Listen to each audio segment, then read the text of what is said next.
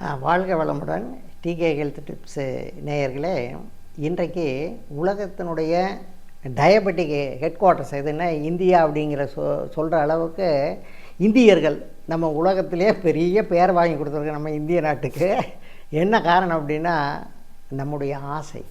என்ன ஆசை அப்படின்னா நாவுக்கு அடிமைப்பட்டு ஆசையாகி விட்டோம். அதான், வேறு ஒன்றுமே கிடையாது. சர்க்கரை வியாதியே கிடையாது.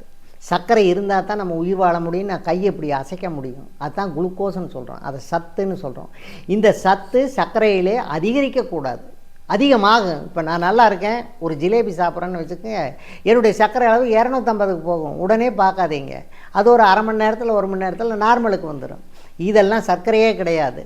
சர்க்கரை அடிப்படையாக வருவதற்கு காரணம் ஸ்ட்ரெஸ்ன்னு சொல்லக்கூடிய டென்ஷன். இன்னொன்று, நாம் சாப்பிட்ற புளித்த உணவுகளை கல்லீரல் குளுக்கோஸாக மாற்றுகிறது. இந்த 2 நிரூபிக்கப்பட்ட உண்மைகள். அப்போது சர்க்கரை வந்துருச்சு. இப்போ என்ன பண்ண போகிறோம்? மருந்து மாத்திரை சாப்பிட்டா சர்க்கரை குறையுமா? நிச்சயமாக குறையாது, சேலஞ்ச்.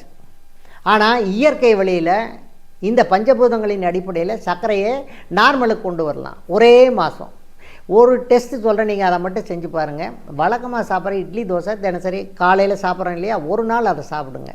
2 மணி நேரம் கழித்து பிளட் குளுக்கோஸ் என்ன இருக்குதுன்னு டெஸ்ட்டை எடுத்து வச்சுக்கோங்க. 2வது நாள் வழக்கமாக சாப்பிட்ற உணவு சாப்பிடாம வெறும் அரை மூடி தேங்காய், ஒரு வாழைப்பழம், இதை மட்டும் சாப்பிடுங்க. 2 மணி நேரம் கழித்து ஒரு டெஸ்ட் எடுத்து வைங்க. இந்த 2 டெஸ்ட்டையும் பாருங்கள், உங்களுக்கே தெரியும் எதில் சர்க்கரை அதிகமாகுது, எதில் சர்க்கரை குறைவாகுதுன்னு. இங்கே கோயம்புத்தூரில் பிஎன் புதூரில் ஒரு ஆடிட் இருக்கார். அவர் 12 ஆண்டுகளாக சர்க்கரைக்கு மாத்திரை சாப்பிட்டுருக்காரு. அன்றைக்கி அகஸ்மாத்தாக சந்திச்சார். இதை மட்டும் சொன்னேன்.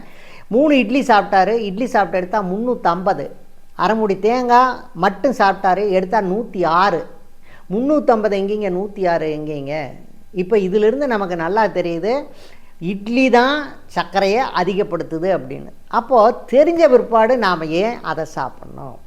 பொதுவாக புளிச்சு போனது, புளித்த உணவுகளை நம்ம முன்னோர்கள் என்ன சொல்லியிருக்காங்க, அதை புளிச்சு போன உணவு 3 வகையாக பிரிக்கிறாங்க. தாமச உணவுன்னு சொல்கிறோம். அது சில சமயம் நான்லாம் ஆஃபீஸ் போகும்போது இட்லி சாப்பிட்டு போனோன்னு வச்சுக்க, ஸ்கூட்டரில் போகும்போது ஃப்ராக்ஷன் ஆஃப் செகண்ட் அப்படியே கண்ணை தூக்கமாக வந்துடும். ஏமாந்தோம்னு வச்சுக்கோங்க, ஆக்சிடெண்ட்டு தான். அப்போது இந்த புளித்த உணவுகளை விட்டுருங்க. உணவில் ஒரு சின்ன மாற்றம். புளிக்காத உணவு, முடிஞ்ச வரைக்கும் இயற்கையான உணவு. காலை உணவு ஒரு தேங்காய் சாப்பிடுங்க. அரை தேங்காயா, 1 மூடி தேங்காயா, 2 மூடி தேங்காயை சாப்பிட்ருங்க. பசிச்சுதா இன்னும் இருந்தால் 2 பழம் சாப்பிடுங்க, எதை வேணாலும். காலை உணவு அதோடு முடிச்சுருங்க. அதுக்கு முன்னே நீங்கள் செய்ய வேண்டியது, கொத்தமல்லி கீரை ஒரு கைப்பிடி எடுத்து நல்லா அலசி மிக்சியில் போட்டு தண்ணி ஊற்றி அரைச்சி எடுத்து வடிகட்டி ஒரு 100லிருந்து 150 ml குடிச்சிருங்க. 2வது காலை உணவு தேங்காய். மதிய உணவு நீங்கள் என்ன வேணாலும் சாப்பிடுங்க. பொதுவான மாமிசம் நம்முடைய உணவு இல்லை, இருந்தாலும் சாப்பிடுங்க. வாயை மூடிக்கிட்டு பல்லால் நல்லா மென்று சாப்பிடுங்க. அவ்வளோதான், முடிஞ்சு போச்சு. இடையில டீ காஃபி குடிக்காதீங்க. சாயந்தரம் டீ காஃபி குடிக்காதீங்க. சாயந்தரம் வர்றீங்க, சாயந்தரம் வந்தால் என்ன பண்ணலாம்?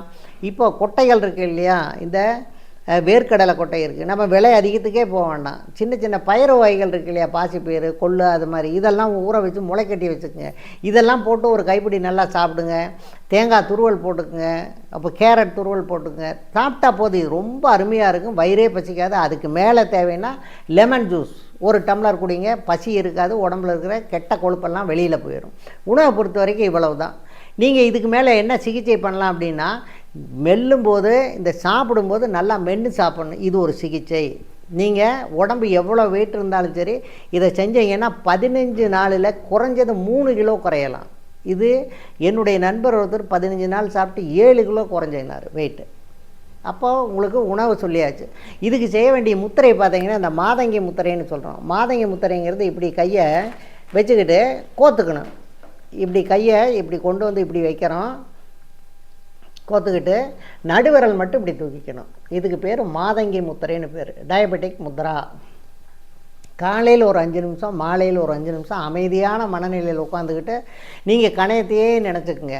கணையத்தை நினச்சிக்கிட்டு அப்படியே இதை சொல்லும்போது, கணையம் நன்றாக இயங்கிக் கொண்டு இருக்கிறது, கணையத்தை நான் நேசிக்கிறேன், கணையத்தை படைத்த இயற்கைக்கும் என்னுடைய பெற்றோர்களுக்கும் நான் நன்றி கூறுகிறேன் அப்படின்னு கண்ணை மூடிட்டு உளப்பூர்வமாக முழு ஈடுபாட்டோடு சொன்னீங்கன்னு வச்சுக்கோங்க, உங்களுக்கு 1 வாரத்திலேயே கணையம் கரெக்டாக சுரக்க ஆரம்பிச்சிடும். சுரக்காத கணையத்தையும் சுரக்க வைக்க முடியும். டைப் 1 டைப் 2 டயபெட்டிஸ்ன்னு சொல்கிறாங்க. டைப் 2 வேறு. டைப் 1ங்கிறது இன்சுலின் கட்டாயம் போட்டான்ன்றாங்க.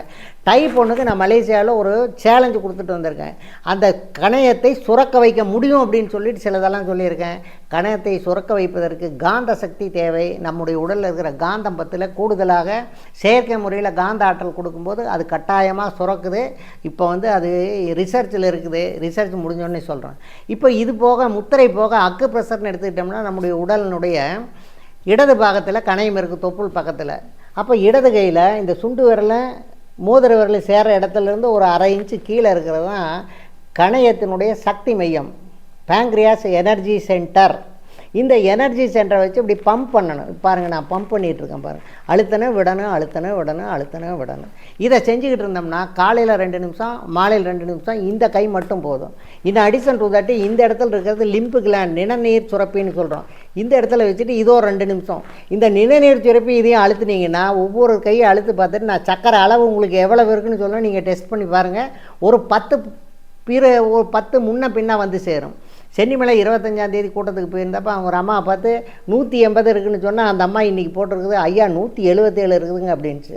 ஆக அக்கு ப்ரெஷர் மூலமாக, முத்திரைகள் மூலமாக, உணவை நன்றாக மென்று சாப்பிடுவதன் மூலமாக, நம்முடைய மன ஆற்றல், சுய கருத்தேற்றம் அப்படிங்கிறது மூலமாக சர்க்கரையிலிருந்து நாம் சரியாக வைத்துக்கொண்டு சர்க்கரை நம்மை பாதிக்காத அளவுக்கு சந்தோஷமாக வாழலாம்.